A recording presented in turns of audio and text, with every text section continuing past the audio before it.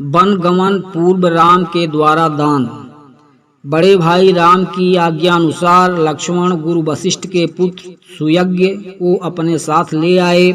राम और सीता ने अत्यंत श्रद्धा के साथ उनकी प्रदक्षिणा की। इसके पश्चात उन्होंने अपने स्वर्ण कुंडल, बाजूबंद, कड़े, मालाएं तथा रत्न जटित अन्य आभूषणों को उन्हें देते हुए कहा, हे मित्र, जनक नंदिनी सीता भी मेरे साथ वन को जा रही हैं, इसलिए ये अपने कंकण, मुक्तमाला, किंकणी, हीरे, मोती, रत्नादि समस्त आभूषण आपकी पत्नी को दान करना चाहती हैं।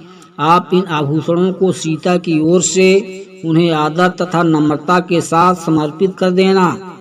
मेरी यह स्वर्ण जटित सैया अब मेरे लिए किसी काम का नहीं है, अतः इसे भी आप ले जाइए। मेरे मामा ने अत्यंत स्नेह के साथ मुझे यह हाथी दिया था, इसे भी सहस्त्र स्वर्ण मुद्राओं के साथ आप स्वीकार करें। राम के वनगमन के विषय में ज्ञात होने पर सुयज्ञ के नेत्रों अश्रु भर आए।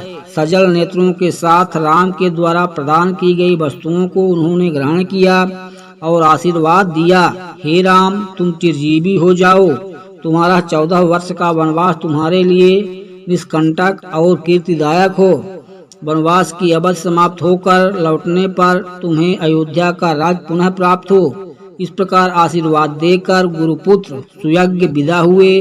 उसके बाद राम ने अपने सेवकों को, जो कि राम के वनवास से दुखी होकर रो रहे थे, बहुत सारा धन दान में दिया और सांत्वना देते हुए बोले, तुम लोग यहीं रहकर महाराज, माता कौशल्या, सुमित्रा, कैकेयी, भरत, शत्रुघ्न एवं अन्य गुरुजनों की तन मन लगाकर सेवा करना।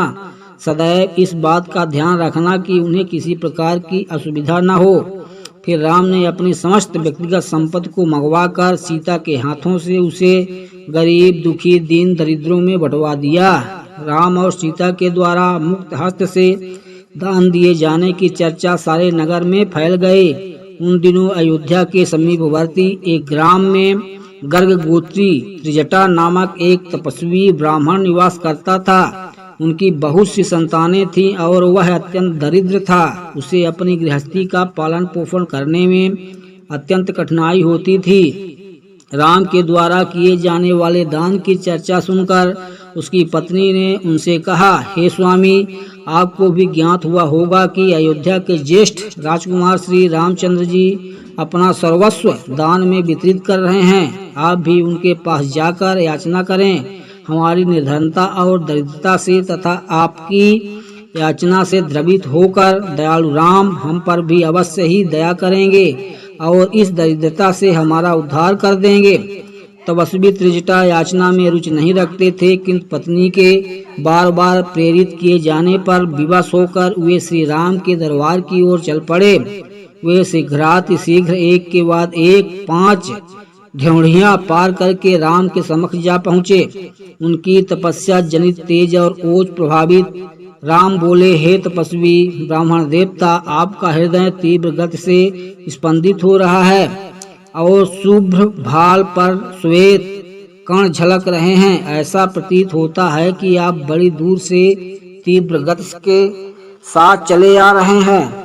आपकी वेशभूषा आपके धन का अभाव का परिचय देता है, अतः आपने अपने हाथ में जो दंड रखा है उसे आप अपनी पूर्ण शक्ति के साथ फेंकिए। यह दंड जहाँ पर जाकर गिरेगा, आपके खड़े होने से उस स्थान तक जितनी गौएं खड़ी हो सकेंगी मैं आपको अर्पित कर दूंगा और उन गौओं के भरण पोषण के लिए भी पर्याप्त साधन जुटा दूंगा।